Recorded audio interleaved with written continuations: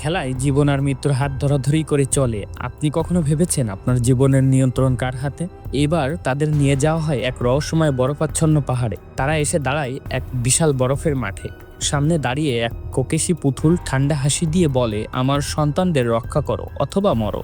বরফের শিশু পুতুলগুলো তুলতে হবে, কিন্তু আকাশ থেকে গড়িয়ে আসছে বিশাল তুষারের গোলা। একজন খেলোয়াড় তুষারের নিচে পিষ্ট হয়ে মারা যায়। সুন এক হাতে পুতুল নিয়ে দৌড়াচ্ছে, পেছনে বিশাল সাদা মৃত্যু গোলা। শেষ মুহূর্তে সে পুতুল মায়ের হাতে দেয় আর গোলাটি থেমে যায়, কিন্তু যারা দেরি করেছে তাদের শরীর মুহূর্তেই বরফ হয়ে চূর্ণ হয়ে যায়। মাঠ ভেঙে সবাই নিচে পড়ে যায়। এবার তারা উঠে আসে এক বিশাল এরিনায়, যেখানে দাঁড়িয়ে আছে মাছের মাথাওয়ালা পুরোহিত। সে ঘোষণা করে, সত্যি বলো নয়তো মৃত্যু জলে ডুবে মরো। ভুল উত্তর দিলেই ফ্লোর খুলেই গভীর পানিতে ফেলে দেব, যেখানে ক্ষুধার্ত মাছ অপেক্ষা করছে। সুনের প্রশ্ন, তুমি কি কখনো কাউকে মারতে চেয়েছো? চোখে ভেসে ওঠে তার অতীত। সে বলে, হ্যাঁ।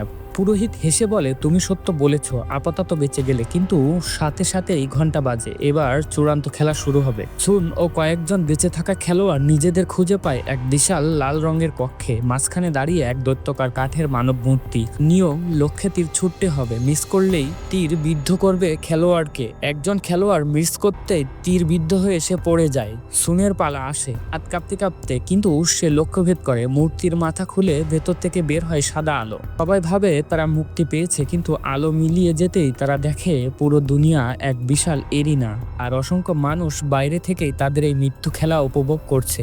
সুন বুঝে যায়, আমরা শুধু খেলোয়াড়ই নই, আমরা বিনোদনের পুতুল। আর হয়তো এই খেলার কোনো শেষ নেই। পরের ভিডিও পাওয়ার জন্য প্লিজ সাবস্ক্রাইব।